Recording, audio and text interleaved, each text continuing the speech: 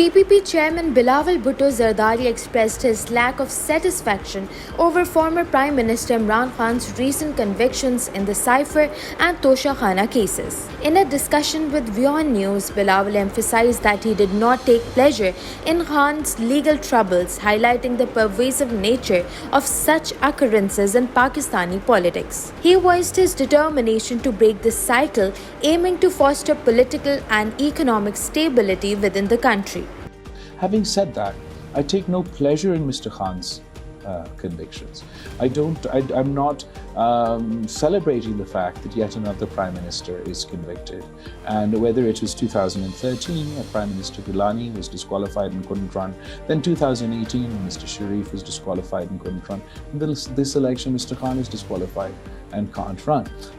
It's sort of become the way of Pakistani politics. I do want to break that tradition, that way, this vicious cycle that we've been caught in. I don't think that this is this is the way to bring political stability and the resultant economic stability. But as far as Mr. Khan's convictions are concerned, you will agree with me that despite Pakistan's history, the fact that he lost the diplomatic cipher, a confidential national security document that was published the day after he was arrested, and that he was on record having said that he lost said document. That a conviction in that case is not a surprise.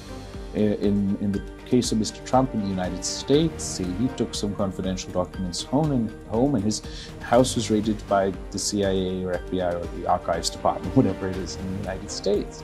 And surely Mr. Khan should have known that if he was going to play politics with national security documents, if the day after his arrest,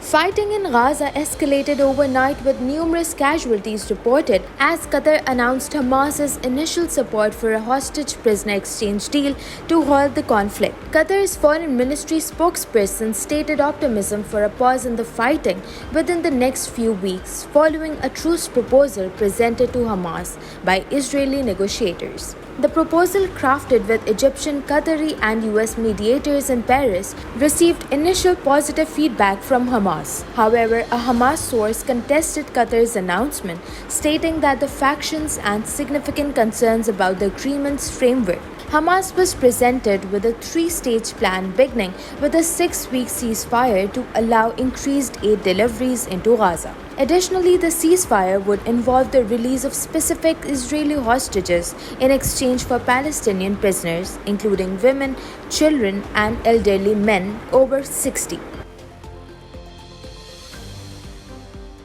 Following the deaths of 3 American troops in Jordan, Iranian President Ebrahim Raisi issued a stern warning against potential US retaliation. He reiterated Iran's commitment to non-aggression but vowed a strong response to any attack. Raisi emphasized Iran's military presence as a source of regional security, reassuring the country's strength and the incapacity of the enemy to harm Iran. The drone strike marked the first US military losses in the region since October 7. Raisi's statements reflected Iran's readiness to defend itself amidst escalating tensions with the US, highlighting its defensive posture amid perceived threats.